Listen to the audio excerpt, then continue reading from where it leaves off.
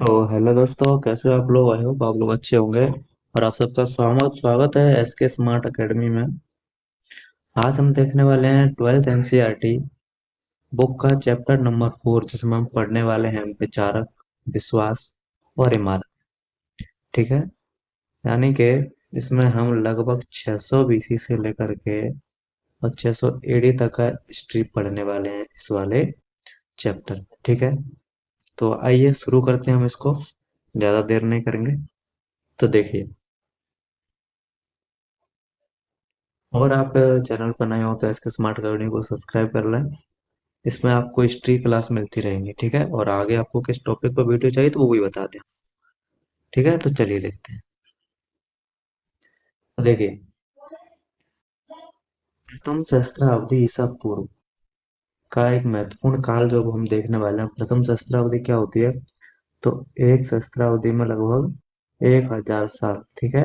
तो 1000 साल पहले का इतिहास वो महत्वपूर्ण है, और उसी को हम यहाँ पर देखने वाले हैं। ठीक है।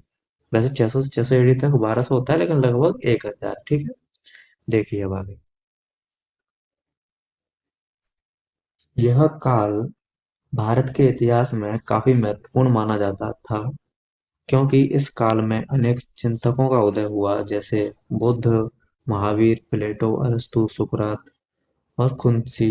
इन सब विद्वानों ने जीवन के रहस्य को समझने की कोशिश की है। देखिए, अगर आपने सबका नाम नहीं सुना हो, उतने में से बुद्ध का तो सुना ही होगा, महावीर स्वामी का भी सुना ही होगा, प्लेटो, अरस्तु और सुकरात। अगर इसको छोड़ दिया जाए तो बाकी आपने सबका नाम सुना होगा। तो हम इनमें आज हम देखने वाले हैं जैन धर्म। ठीक है। स्टार्ट करेंगे कहाँ से? जैन धर्म से हम इस क्लास में स्टार्ट करेंगे, और फिर धीरे धीरे पार्ट्स के हिसाब से हम इस क्लास को खत्म करेंगे। ठीक है। तो चलिए सबसे पहले देखते हैं जैन धर्म। इतना समझ में आ गया ना? तो अब देखिए जैन धर्म। तो देखिए, जैन धर्म के संस्थापक जो है वो ऋषभ देव हैं। कौन है? ऋषभ देव। ठीक है। और देखा जाए तो जैन धर्म में कितने तीर्थंकर हुए हैं? तो 24 तीर्थंकर जैन धर्म में हुए हैं। ठीक है। कितने तीर्थंकर हुए? 24। इनमें से प्रथम तीर्थंकर कौन है? ऋषभ देव। ठीक। ये पहले आपके तीर्थंकर है। कौन है? ऋषभ देव। तो जैन धर्म के संस्थापक कौन है? ऋषभ देव। ठीक है। यहाँ तक कोई दिक्कत नहीं होगी। अब आगे देखिए, प्रमुख सिद्धांत में देखते हैं तो नियतिवाद है। यानी कि लोग नियति को मानते हैं। नियति क्या होती है? तो सब कुछ भाग्य और नियति के अधीन है एवं पहले से ही निश्चित है। यानी कि एक तरह से जैसे हम मानते हैं ना कि सब कुछ भगवान के हाथों में है, जो होने वाला है वो पहले से ही लिखा हुआ है। इसका सिद्धांत ये है कि नियतिवाद को ये लोग मानते हैं। ठीक है। यही होता है नियतिवाद। ऐसे नियतिवाद से संबंधित एक संप्रदाय हम पढ़ते हैं, वो संप्रदाय है आजीवन। वो भी नियतिवाद को ही मानता है। ठीक है। आजीवक संप्रदाय। आगे देखें।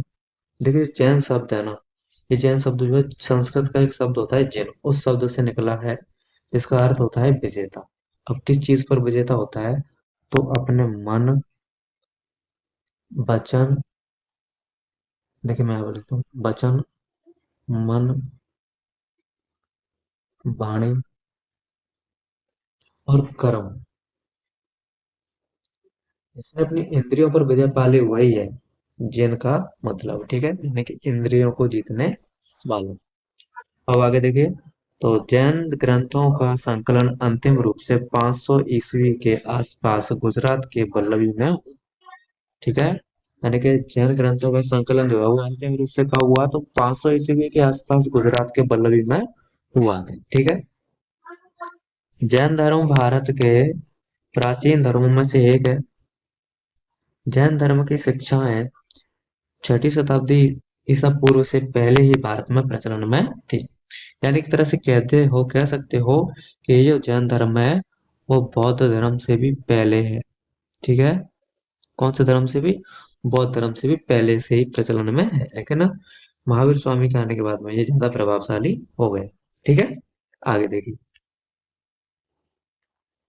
जैन परंपराओं के अनुसार महावीर स्वामी से पहले 23 शिक्षक यानी कि 23 तीर्थंकर हो चुके हैं। इस धर्म में कितने तीर्थंकर हो चुके हैं? 23। जो शिक्षक है उन्हीं को हम कहते हैं तीर्थंकर। ठीक है, क्या कहते हैं? तीर्थंकर। यानी वे महापुरुष जो कि पुरुषों और महिलाओं को जीवन की नदी पार पहुंचाते हैं, वही हैं तीर्थंकर। यानी कि जीवन रूपी नदी को पार करना सिखाते हैं, वही है तीर्थंकर। पुरुष हो या वो महिला हो, ठीक है। इस संसार रूपी भवसागर को जो पार करने का रास्ता दिखाते हैं, वही कौन है? तीर्थंकर। ठीक है, इतना समझ में आ गया होगा। अब आगे देखिए। महावीर जैन धर्म के 24वें तीर्थंकर थे। कौन से थे? 24वें तीर्थंकर थे, ठीक है। जैन धर्म के पहले तीर्थंकर ऋषभदेव थे। मैंने पहले बता दिया था। प्रथम तीर्थंकर पूछा जाए तो कौन थे? ऋषभदेव, ठीक है, प्रथम। और 23वें तीर्थंकर कौन है? तो पार्श्वनाथ। ये कितने नंबर के हैं? 23वें नंबर के। महावीर स्वामी कितने नंबर के हैं? 24वें नंबर के। ज्यादा याद नहीं रखना है, बस यही रखना है। फर्स्ट कौन है, 23 कौन है, और 24 कौन है, ठीक है। अब आगे देखिए। देखिए तीर्थंकर का जो शब्द है उसका मतलब क्या होता है। तो तीर्थंकर संसार से पार होने के लिए घाट यानी कि तीर्थ का निर्माण करने वाला। मैंने थोड़ी देर पहले बताया था कि संसार रूपी भवसागर को पार करने के लिए, ठीक है, या उस भवसागर को पार कराने वाला ही कौन कहलाता है? तीर्थंकर कहलाता है, ठीक है। आगे देखिए। प्रथम तीर्थंकर हमने देख ही लिया कि कौन थे? ऋषभदेव थे, ठीक है। ऋषभदेव जिन्हें धर्म का संस्थापक माना जाता है। ऋषभदेव को जैन धर्म का संस्थापक माना जाता है, ठीक है। यह अयोध्या के इक्ष्वाकु वंश से संबंधित है। एक वंश पढ़ते हैं हम, इक्ष्वाकु वंश, ठीक है, स्ट्रीम पढ़ते हैं। तो उसी वंश से संबंधित है। कौन संबंधित है? तुम्हारे ऋषभ देव, ठीक है। किस वंश से है? इक्ष्वाकु वंश से। इसका प्रतीक चिन्ह क्या है? तो बैल है, ठीक है, यानी कि वृषभ हो, तुम इसको बोल सकते हो, ठीक है। तो प्रतीक चिन्ह क्या है? वृषभ, वृषभ, ठीक है। आगे देखिए। हिंदू पुराणों में नारायण का अवतार माना गया है। किसको? ऋषभ देव को किसका अवतार माना गया है? नारायण। और नारायण यानी कि कौन? तो विष्णु भगवान, ठीक है। विष्णु भगवान का क्या माना गया है? अवतार माना गया है। ऋषभ देव का पहली बार उल्लेख ऋग्वेद में मिलता है। यानी कि जो सबसे पुराना वेद है हमारा, वेद कितने हैं? 4 वेद हैं, ठीक है। तो चारों वेदों में सबसे पुराना वेद कौन सा है? ऋग्वेद है। और ऋग्वेद में ही इस ऋषभ देव का क्या मिलता है? उल्लेख हमको मिलता है, ठीक है। आगे देखो। मतलब तीर्थंकर देख लिया हमने। अब देखते हैं दूसरे तीर्थ अंक। तो दूसरे तीर्थंकर है अजीतनाथ। कौन है? अजीतनाथ। अजीतनाथ का उल्लेख कहाँ मिलता है? तो यजुर्वेद में मिलता है। कहाँ मिलता है? यजुर्वेद में। देखिए, ऋषभ देव का मिलता है कहाँ पर? ऋग्वेद में। कहाँ मिलता है? ऋग्वेद में, ठीक है। किसका मिलता है? ऋषभ देव। और अजीतनाथ का किसमें मिलता है? तो यजुर्वेद में मिलता है। किस वेद में मिलता है? यजुर्वेद में मिलता है, ठीक है। पहले हो गए, दूसरे हो गए। अब देखिए 19वें तीर्थंकर। मैंने बोला था सभी क्रम से देखने की जरूरत नहीं है, बस थोड़े बहुत देखने। पहला देख लो, दूसरा देख लो, अब डायरेक्ट कौन सा? 19वें तीर्थंकर है वो है मल्लीनाथ। कौन है? मल्लीनाथ। मल्लीनाथ को नेमिनाथ भी बोलते हैं, ठीक है। अब मल्लीनाथ जो है वो वासुदेव कृष्ण के समकालीन थे। ऐसा माना जाता है कि ये जो मल्लीनाथ है वो वासुदेव कृष्ण के कौन थे? समकालीन के, यानी कि दोनों का जो टाइम पीरियड है वो आसपास का था, ठीक है। उनके समकालीन थे। कौन थे? मल्लीनाथ। इतनी बात समझ में आ चुकी। आगे देखिए। अब देखो, जो 22 तीर्थंकर हुए हैं ना, 22 तीर्थंकरों को ऐतिहासिक प्रमाण उनके नहीं मिले हैं, तो इसीलिए उनको स्वीकार नहीं करते हैं, ठीक है। 23 को करते हैं, 24 को तो करते ही हैं, लेकिन जो 22 है, 23 से पहले के, उनके कोई ऐतिहासिक और प्रामाणिकता का कोई ऐसा वो नहीं है, सोर्स ज्यादा नहीं है जिनको हम माने, इसीलिए स्वीकार नहीं किया गया है, ठीक है। 22 तीर्थंकरों की जो ऐतिहासिकता है, प्रामाणिकता है, उनको स्वीकार नहीं किया गया है, ठीक है। ये याद रखना बस। अब आगे देखिए। अब देख लिए 19वें। 19वें कौन देखे थे? मलिनाथ, ठीक है। तो अब देखे 23वें, यानी कि पार्श्वनाथ। कौन है? पार्श्वनाथ, जिन्हें प्रथम ऐतिहासिक तीर्थंकर माना जाता है। पार्श्वनाथ को प्रथम ऐतिहासिक तीर्थंकर माना जाता है। वैसे देखा जाए तो कौन है? ऋषभ देव है, ठीक है, लेकिन ऐतिहासिक तीर्थंकर किसको माना जाता है? तो पार्श्वनाथ को माना जाता है, ठीक है, जैन धर्म का प्रथम तीर्थंकर। फिर आगे देखिए, इनका जन्म महावीर के करीब 250 वर्ष पूर्व काशी में हुआ था।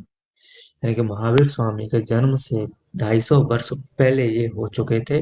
और कहाँ हुआ था? तो काशी गणराज्य पड़ता है, उस काशी में इनका जन्म हुआ था। इनके पिता का नाम था अश्वसेन। क्या नाम था? देखिए, तो पिता का नाम क्या था? अश्वसेन, ठीक है। किसके नाम, किसके पिता है ये? पार्श्वनाथ के पिता है, ठीक है। किसके पिता है? पार्श्वनाथ के पिता है। देखो तुम यहाँ पिक में देख सकते हो, ये तुम्हारी पार्श्वनाथ की मूर्ति है। पार्श्वनाथ की माता का नाम क्या था? बामा था, ठीक है। क्या नाम था? बामा पार्श्वनाथ की माता का नाम। देखिए ढंग से देख ली इस पिक को। ये है तुम्हारे पार्श्वनाथ। कौन है ये? पार्श्वनाथ है, ठीक है। समझ में आ गया था ना? देखो, देखो लो मूर्ति कितनी सुंदर है। तो पार्श्वनाथ ने ऐसा बताते हैं कि 30 वर्ष की उम्र में क्या किया था इन्होंने? घर के त्याग दिया था। जैसे महावीर स्वामी ने 30 वर्ष में त्यागा था, ऐसे ही इन्होंने भी 30 वर्ष की आयु में अपना घर त्याग दिया था। फिर वास्तविक ज्ञान की प्राप्ति में 84वें दिन हुई, यानी कि लगभग इन्होंने 84 दिन तपस्या करी। अब अगर महीनों के हिसाब से लगाए तो कितने महीने हो गए? इसमें दे लो, 3 से 60 और लगभग 3 महीने मान लो, ठीक है। लगभग 3 या ढाई महीने इन्होंने तपस्या करी।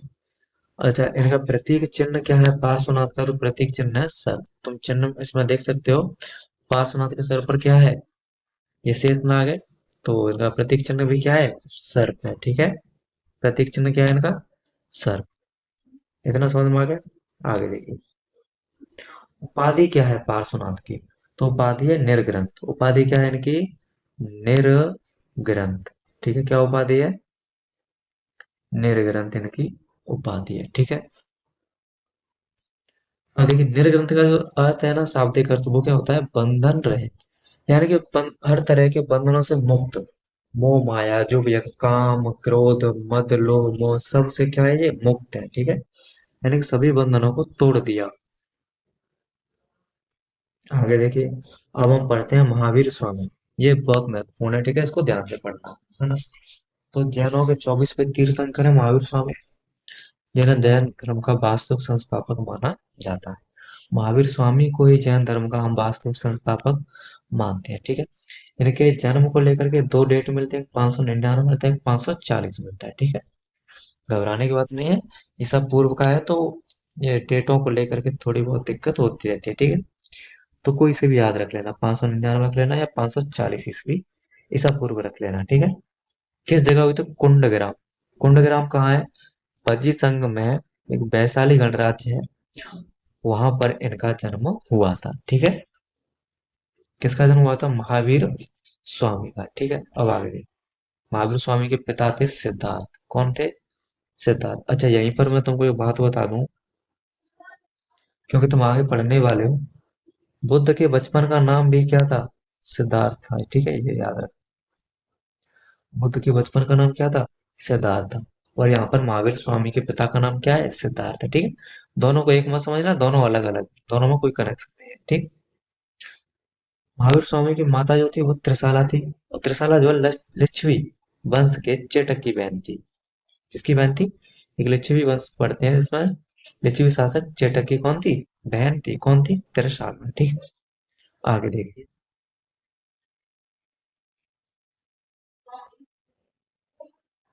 कुल कौन सा था? तो जात्र कुल, यानी कि सिद्धार्थ जो है जात्र कुल के प्रधान थे। सिद्धार्थ कौन से कुल के थे? यात्र कुल के से क्या थे? प्रधान थे, ठीक है, मुखिया थे एक तरह से। अच्छा, महावीर स्वामी का जो बचपन का नाम है वो क्या था? वर्धमान था। क्या था? यानी कि इनके बचपन का नाम क्या था? वर्धमान था, ठीक है। महावीर स्वामी की मूर्ति आप ये देख सकते हो, ठीक है। ये आपकी महावीर स्वामी की मूर्ति है। अच्छा, महावीर स्वामी की वो भी थी, कौन? पुत्री। इसका नाम क्या था? प्रिय दर्शना था। प्रिय दर्शना यह श्वेतांबर परंपरा के अनुसार इसको माना गया है कि महावीर स्वामी की पुत्री का नाम प्रियदर्शना है। जब इनकी पुत्री है तो कोई ना कोई दामाद भी होगा। दामाद होगा तो दामाद का नाम क्या है? जामाली। क्या नाम है? दामाद का नाम क्या है? जामाली। ठीक है। तो महावीर जी स्वामी की पुत्री प्रियदर्शना का शादी किसके साथ हुई थी? जामाली के साथ हुई थी। ठीक। इतना याद रहेगा। आगे देखिए अब महावीर स्वामी की भी शादी हो चुकी है, तो ज्ञान प्राप्ति इनको कब हुई? और महावीर स्वामी ने भी 30 वर्ष की आयु में घर छोड़ दिया था, याद रखना। ठीक है। तो कितनी आयु में? 30 वर्ष की आयु में क्या छोड़ दिया था? घर छोड़ दिया था। 12 वर्ष तपस्या के बाद बैसाख शुक्ल दशमी बैसाख शुक्ल दशमी को ऋजु पालिका, ये बालक को लिखा है, पालिका है। ठीक है। ऋजु पालिका नदी के किनारे साल के वृक्ष के नीचे भगवान महावीर को केवल्य ज्ञान की प्राप्ति हुई। किसकी प्राप्ति हुई? केवल्य ज्ञान की प्राप्ति हुई। कहाँ पर? ऋजु पालिका नदी के तट पर। किस तिथि को हुई? तो बैसाख शुक्ल दशमी को। दो पक्ष होते हैं, कृष्ण पक्ष होता है और एक शुक्ल पक्ष होता है। ठीक है। इसमें चंद्रमा दिखाई देने लगता है, यानी कि जो रात को उजाला होता है उसको शुक्ल पक्ष बोलते हैं, और काली रातों को क्या बोलते हैं? कृष्ण पक्ष बोलते हैं। ठीक। तो वैशाख पूर्णिमा को ऋजु पालिका नदी के तट पर इनको क्या हुई थी? ज्ञान की प्राप्ति हुई थी। ठीक है। वृक्ष पूछा जा सकता है, तो वृक्ष कौन सा है? साल का वृक्ष है, बता देना। ठीक। किसकी प्राप्ति हुई थी? केवल। अच्छा, ये केवल जो है ना वो सर्वोच्च ज्ञान को माना गया। जैन धर्म में भी जो आप जैन फिलोसफी पढ़ोगे तो उसमें बताया गया है कि ज्ञान भी कई प्रकार का होता है, जिनमें सर्वोच्च ज्ञान कौन सा है? केवल है। ठीक है। आगे देखिए। इनका तो मतलब पहले ही समझ चुके हैं, इंद्रियों का विजेता। ठीक है। जो महावीर स्वामी का प्रथम उपदेश, जैसे बुद्ध ने अपना प्रथम उपदेश दिया था, ठीक उसी तरह से जो महावीर स्वामी ने प्रथम उपदेश दिया था वो पिपुलाचल पहाड़ी पर राजगृह के मेघपुर में दिया था। ठीक है। राजगृह जो है मगध की सबसे पहली राजधानी थी। ठीक है। मगध राज्य की सबसे पहली राजधानी कौन सी थी? राजगृह। तो राजगृह की पहाड़ी है पिपुलाचल पहाड़ी, उस पर उन्होंने सबसे पहले अपना प्रथम उपदेश दिया था। महावीर स्वामी ने पहला अपना शिष्य कैसे बनाया था? तो महावीर स्वामी का दामाद ही था, तो जैसे मैंने बताया था किसके साथ इनकी शादी हुई थी? प्रिय दर्शना।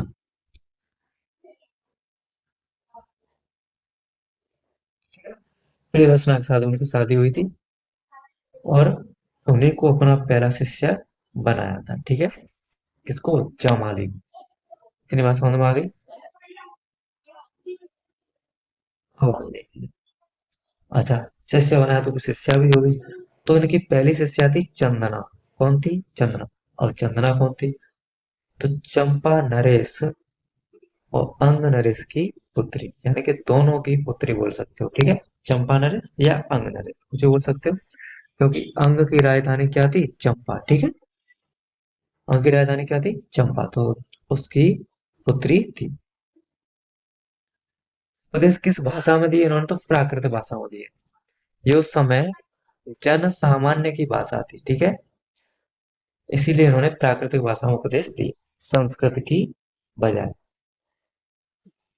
फिर हम देखते हैं कि अनुयायी कौन से थे, यानी कि जैन धर्म को किस किस शासक उनके अनुयायी बन गए जैन धर्म के? तो देखिए, बिम्बिसार जो हर्यक वंश का है, अजात शत्रु ये भी हर्यक वंश का ही है, उदयन ये भी, और चंद्रगुप्त मौर्य। ठीक है। ये मौर्य वंश का है। तो ये उनके अनुयायी शासक थे, यानी कि राजा बोल सकते हो। तुम कौन बोल सकते हो? राजा बोल सकते हो तुम इनको, जो कि राजा अनुयायी थे। ठीक है। इतना क्लियर है? फिर देखो, दक्षिण में कौन अनुयायी वंश थे? तो गंग वंश हम पढ़ते हैं दक्षिण में। राष्ट्रकूट पढ़ते हैं, जिसके राष्ट्र की स्थापना की कि दंतुतुर्ग ने। ठीक है। कदम वंश हम पढ़ते हैं, और चालुक्य वंश पढ़ते हैं। ठीक है। तो ये है दक्षिण के, ये वंश भी किसके अनुयायी थे? जैन धर्म के अनुयायी थे। गंग वंश, राष्ट्रकूट वंश, कदम वंश और चालुक्य वंश, ये किधर मिलेंगे? दक्षिण में। ठीक है। अब आगे देखिए, महावीर स्वामी के अन्य नाम क्या क्या है वो देखिए। वीर, अतिवीर और सन्मति। ये किसके नाम है? महावीर स्वामी के अन्य नामों से महावीर स्वामी को जाना जाता है। ठीक है। महावीर स्वामी का प्रतीक चिन्ह क्या है? तो वो है शेर। ठीक है, क्या है? शेर, लॉयन का ये महावीर स्वामी। ठीक है। फिर इनका निर्माण कब हुआ था? निर्माण का मतलब इनकी मृत्यु कब हुई थी? ठीक है। तो 72 वर्ष की आयु में पावापुरी, एक जगह है बिहार में पड़ती है, वहां महावीर स्वामी का निर्माण हो गया। कहाँ पर हुआ? पावा बोल लो या फिर पावापुरी बोल लो। ठीक है, पावापुरी। वो कहाँ पड़ती है? बिहार में पड़ती है। तो 72 वर्ष की आयु में इनका क्या हो गया? देहांत हो गया। ठीक है, किसका हो गया? महावीर स्वामी। अब इनकी जो मृत्यु है ना, वो 72 वर्ष की आयु में हुई थी। और इनके जन्म को लेकर के पहले ही वो थे, क्या थे? मतभेद थे। कोई 599 बता रहा है, कोई 540 बता रहा है ना? तो अब 540 ईसा पूर्व, ठीक है, और 599, अब इन दोनों के हिसाब से आप 72 ऐड कर लेना, यानी कि 72 प्लस माइनस कर देना इनमें से। और अगर 540 में से 72 माइनस करोगे तो उसके हिसाब से यहाँ पे वो आ जाएगी। और 599 में से 72 माइनस करोगे तो फिर उसकी वो डेट यहाँ पे आ जाएगी। ठीक है, इसीलिए यहाँ पे डेट नहीं दी गई है। ठीक है, कि मृत्यु की डेट कब। इतना क्लियर हो गया? 72 वर्ष की आयु में कहाँ पर? पावापुरी में। ठीक है, ये याद है। कहाँ पर? पावापुरी में इनका क्या हो गया? निर्माण हो गया। प्रतीक चिन्ह क्या है इनका? शेर है। आगे देखिए।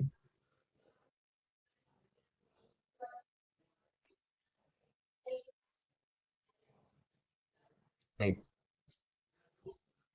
जैन धर्म के कल्प सूत्र, एक ग्रंथ है कल्प सूत्र, ठीक है, और उत्तर ध्यान सूत्र के अनुसार महावीर स्वामी का जन्म पहले ऋषभ दत्त की पत्नी देवनंदा के गर्भ में होने वाला था।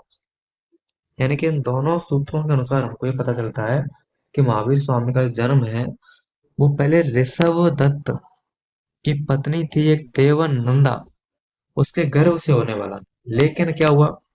लेकिन देवताओं को यह स्वीकार नहीं था, देवताओं को अच्छा नहीं लगा। और तीर्थंकर का जन्म किसी ब्राह्मण परिवार में हो, अतः इंद्र भगवान ने इन्हें त्रिशाला के गर्भ में स्थानांतरित कर दिया। समझ में आई बात? इनको क्या पसंद नहीं था कि तीर्थंकर का जन्म किस परिवार में हो? ब्राह्मण परिवार में हो। ये देवताओं को पसंद नहीं आया। ये कहते थे कि किसी क्षत्रिय परिवार में क्या हो, इनका जन्म। किस परिवार में? क्षत्रिय परिवार में इनका जन्म, ब्राह्मण से, ब्राह्मण में ना हो, ऐसा ये देवता मानते थे। और इसीलिए इनका जो गर्भ का स्थानांतरण कहाँ कर दिया था? त्रिशाला के गर्भ में कर दिया था, जो महावीर स्वामी की माता थी। इतना क्लियर है? आगे और देखिए, जैन धर्म की शाखाएं। जैन धर्म की दो शाखाएं हैं। कितनी शाखाएं हैं? दो। ठीक है, एक है श्वेतांबर, जो श्वेत वस्त्र पहनते हैं, और दूसरी है दिगंबर। ये दिगंबर है ना, ये बिल्कुल वस्त्र नहीं पहनते, नग्न रहते हैं। तो कि श्वेत वस्त्र धारण करने वाले श्वेतांबर, और वस्त्र नहीं पहनते वो नग्न रहते हैं, उनको कहते हैं दिगंबर। ठीक है, इतना क्लियर हो गया? आपने देखा होगा काफी सारे, जैसे नागा साधु देखे हैं, नागा साधु जो है शरीर पर वस्त्र बहुत कम पहनते हैं। ठीक उसी तरह से दिगंबर है, जो शरीर पर वस्त्र नहीं पहनते। श्वेतांबर से याद रखना है, सफेद वस्त्र पहनते हैं। ठीक है, श्वेत का मतलब ही क्या होता है? सफेद। ठीक है, तो श्वेतांबर, और अंबर का मतलब क्या होता है? कपड़ा। तो सफेद कपड़ा। ठीक है, इतना क्लियर? और दिगंबर से याद रख लेना, वस्त्र नहीं पहनते, नग्न रहते हैं। ठीक। अब देखिए, जैन साधु और साधुई के 5 व्रत बताए हैं। कितने व्रत बताए हैं? 5। देखिए, ये जो पंच महाव्रत कहते हैं, इनको क्या कहते हैं? पंच महाव्रत। पंच महाव्रत, अगर आपको पंच महाव्रत के नाम से पूछ लिया जाए तो कंफ्यूज नहीं होना है, यही 5 है। ठीक है, महावीर स्वामी से पहले इनकी संख्या 4 थी। ठीक है, ये याद रखो। महावीर स्वामी से पहले पंच महाव्रतों की संख्या कितनी थी? 4 थी। ठीक है, देखिए कौन कौन से हैं।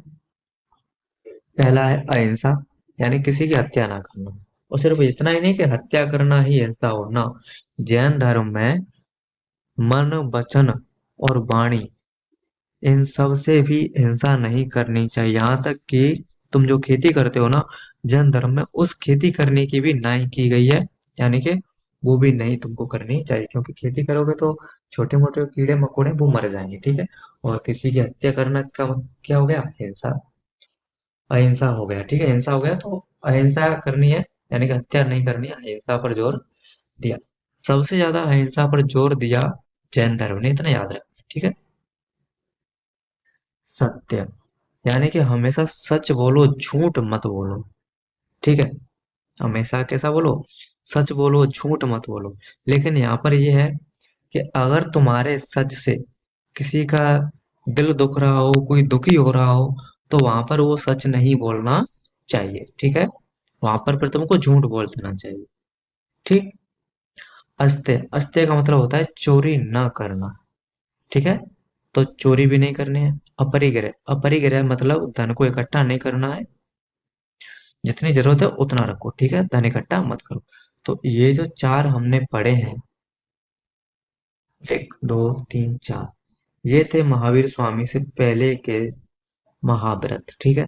महावीर स्वामी के आने के बाद में पांचवा जोड़ा गया ब्रह्मचर्य, ठीक है, कि ब्रह्मचर्य का पालन करना चाहिए, ठीक है। और ब्रह्मचर्य का पालन कब से होता है, तो 25 वर्ष, ठीक है, 25 वर्ष तक ब्रह्मचर्य का पालन करना चाहिए। महावीर स्वामी ने इसमें ऐड कर दिया। देखो यहाँ नोट में लिखा भी है कि 23वें तीर्थंकर के ये चार व्रत अहिंसा, सत्य, अस्त्य और अपरिग्रह थे।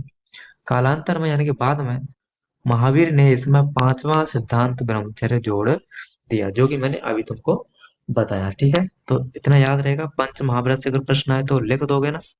अहिंसा का मतलब किसी प्रकार की हिंसा नहीं करनी है, ठीक है। अस्त्य का मतलब चोरी नहीं करनी है, ठीक है। और सच बोलना है, झूठ नहीं बोलना है, सत्य बोलना है, ब्रह्मचर्य का पालन करना है, ठीक है। और अपरिग्रह का मतलब संपत्ति, धन संपत्ति जितनी जरूरत है उतनी रखो, इकट्ठी नहीं करनी है, ठीक है।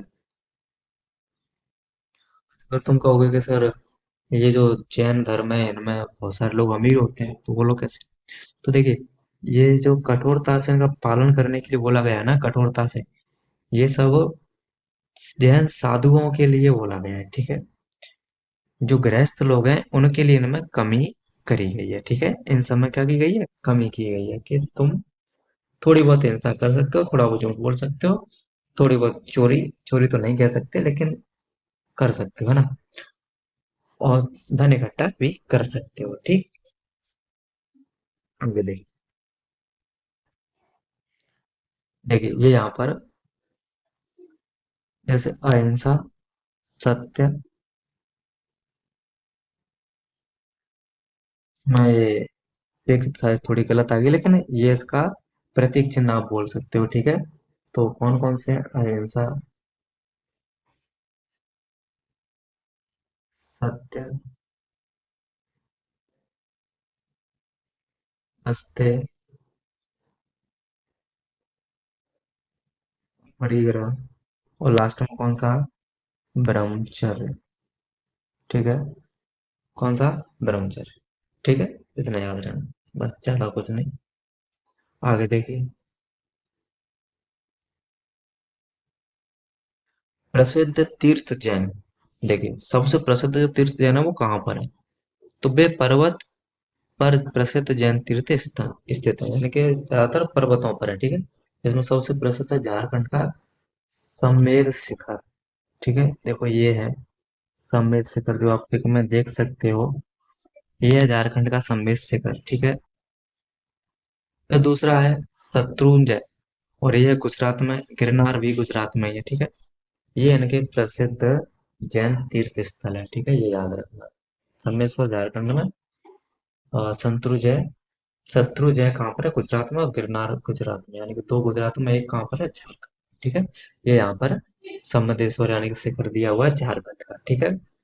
आगे देखिए, प्रसिद्ध जैन गुफाएं। अब गुफा देखो, गुफा कौन कौन सी है, तो उदयगिरी की गुफाएं और खंडगिरी की गुफाएं दोनों उड़ीसा में पड़ती हैं, ठीक है। कहाँ पड़ती हैं, दोनों उड़ीसा में। से मान लो ये तुम्हारा भारत है और यहाँ लगभग उड़ीसा है, तो यहाँ पर ये पड़ती हैं, ठीक है। फिर एलोरा में भी जैन धर्म से संबंधित कुछ गुफाएं हैं। ठीक है। और एलोरा का चित्र मैंने यहाँ पर ऐड भी किया है, ये तुम्हारा एलोरा। ठीक है। एलोरा कहाँ पर है? तो एलोरा महाराष्ट्र में है, याद रखना। ठीक है। ये देखिए, ये जो गुफा है ना, ये पर्वतों को काट करके यानी चट्टानों को काट करके बनाई गई है। देखो, तुम इसको देख सकते हो। ये देखो, ये जो गुफा है ना, ये डायरेक्ट चट्टानों को काट करके बनाई गई। इसमें किसी भी ऐसा नहीं है कि पत्थरों से बनाई गई हो ना। ये ऊपर आप देख सकते हो, ऊपर क्या है, पहाड़ है, यानी कि पहाड़ के अंदर बनाई गई है ये गुफा। बहुत ही सुंदर दृश्य है, आप जा करके देख सकते हो महाराष्ट्र में। अब आगे देखिए, प्रमुख एक जैन तीर्थ स्थल है, प्रमुख जैन तीर्थ स्थल है। और वो जैन तीर्थ स्थल है श्रवण बेलगोला, जो कर्नाटक में पड़ता है। कहाँ पड़ता है? कर्नाटक। कौन सा है? श्रवण बेलगोला है, जो कहाँ पड़ता है? कर्नाटक में पड़ता है। ठीक है। यही श्रवण बेलगोला में तुमने एक नाम सुना होगा, चंद्रगुप्त मौर्य। है। चंद्रगुप्त मौर्य ने लगभग 298 ईसा पूर्व में अपना शरीर त्याग दिया था, उपवास करते हुए। ठीक है। तो वो यही जगह है श्रवण बेलगोला, जो कर्नाटक में पड़ती है। ठीक है। इतना क्लियर है। फिर एक और है, पातालीना। ये गुजरात में है। रणकपुर जैन मंदिर, ये राजस्थान में पड़ते हैं। दिलवाड़ा, ये भी जैन मंदिर है, और ये भी कहाँ पड़ता है? राजस्थान में पड़ता है। पावा, ये बिहार में है। ठीक है, जहाँ पर इनकी मृत्यु हुई थी। और महावीर स्वामी का जैन मंदिर कहाँ पर है? राजस्थान में। ठीक है। राजस्थान में काफी सारे जैन मंदिर हैं। ठीक है। तो महावीर स्वामी का ये जो जैन मंदिर है कहाँ पर है? राजस्थान में, याद रखना। ठीक है। पावा बिहार में है, दिलवाड़ा राजस्थान में, रणकपुर राजस्थान में, पातालीना गुजरात में। ये याद रखना, श्रवण बेलगोला कहाँ पर है? कर्नाटक में। ठीक है। और जैसे तुमको मानचित्र भी दे दिया जाता है, जैसे मानचित्र में हिमालय भारत है और इधर कर्नाटक है, तो तुमको दिया कि श्रवण बेलगोला भरो, तो यहाँ कर्नाटक में भरना तुम लोग। ठीक है। आगे देखो,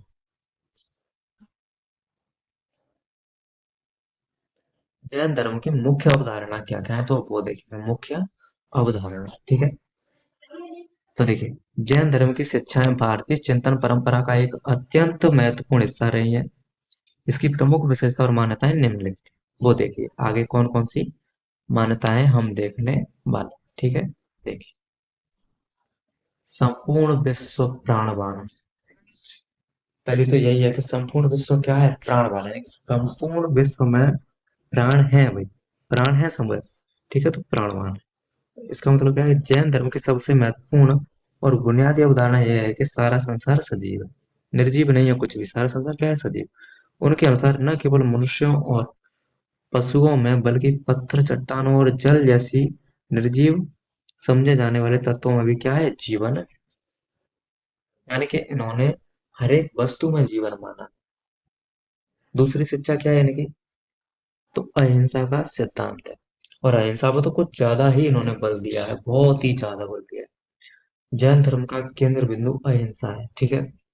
जीवों के प्रति अहिंसा का पालन करना अनिवार्य माना गया है।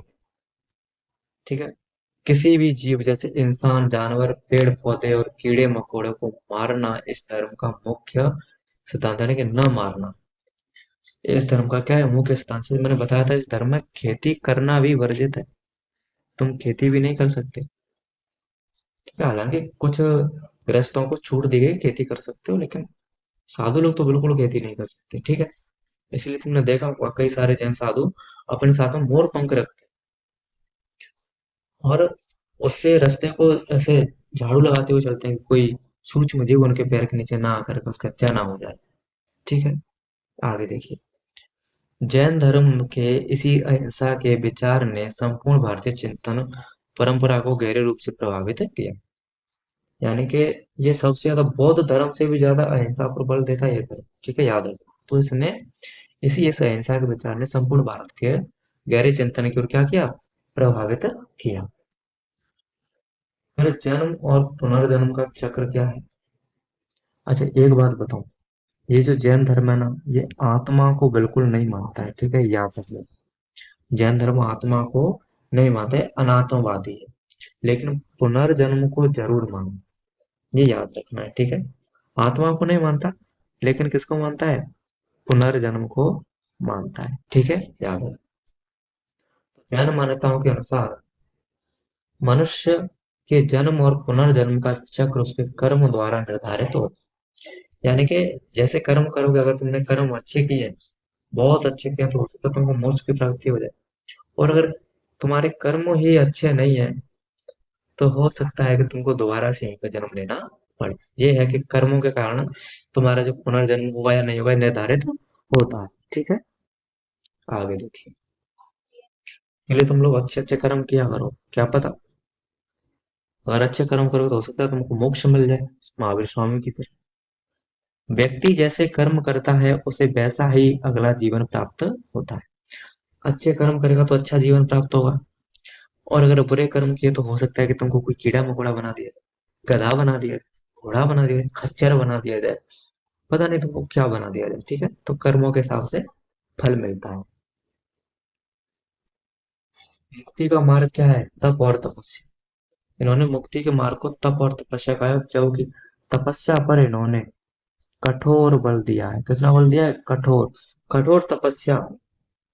देखिए, इस कर्म के इस चक्र से मुक्ति पाने के लिए कठोर मार्ग बताया है। मैंने क्या बताया था? कठोर तपस्या, कठोर मार्ग बताया है। और तपस्या और त्याग में क्या है कि कर्म के बंधनों से मुक्त होने के लिए संसार का त्याग और कठिन तपस्या आवश्यक है। यानी कि महावीर स्वामी ने कितने बार तपस्या की थी? 12 वर्ष। 12 वर्ष बहुत होती है, तुम लोग तो एक महीने भी नहीं कर पाओगे। 12 वर्ष तपस्या की तो उनको ज्ञान की प्राप्ति। तो उन्होंने कठोर तपस्या पर क्या दिया है? बल दिया है। कठोर तपस्या करके ही तुमको मोक्ष की प्राप्ति हो सकती है, ठीक है। यह माना जाता है कि संसार का त्याग करके ही मोक्ष या मुक्ति संभव हो सकती है। मोक्ष का मतलब होता है दोबारा जन्म न लेना, यानी कि पुनर्जन्म न होना। अगर पुनर्जन्म नहीं हो रहा है तो मान लो कि तुमको मोक्ष प्राप्त हो गया, ठीक है। और आजकल के लोगों के तो कारनामे ही अलग है। उनको तो पता नहीं किस कैटेगरी में रखा जाएगा। उनके लिए ना भगवान कोई अलग से प्रजाति बना रहा होगा कि ऐसी ऐसी प्रजाति बनाई जानी चाहिए। आगे देखिए, खैर मजाक की बात। तो ठीक है, यहाँ पर ये जो है हमारी क्लास, ये यहीं पर समाप्त हो जाती है, ठीक है। और अगर आपको इसके नोट्स चाहिए तो मैसेज कर देना, कमेंट कर देना, भेज देंगे। और दूसरी बात है, अगर आपको ये क्लास अच्छी लगे तो सब्सक्राइब कर देना, और कमेंट भी करके बता देना कि कैसी लगी आपको हमारी क्लास। इससे आगे हम वीडियो बनाने के लिए मोटिवेट होते रहें, ठीक है। बाकी का जिस भी चैप्टर पर चाहिए बता देना, नहीं तो अगला चैप्टर होगा फिर 12th एनसीईआरटी का। पहले तो इसी को पूरा करेंगे, अभी पूरा नहीं हुआ है, ठीक है। 5th चैप्टर लेंगे 12th एनसीईआरटी का, लेकिन पहले इसको पूरा करेंगे। अब ये पार्ट 1 है, ठीक है।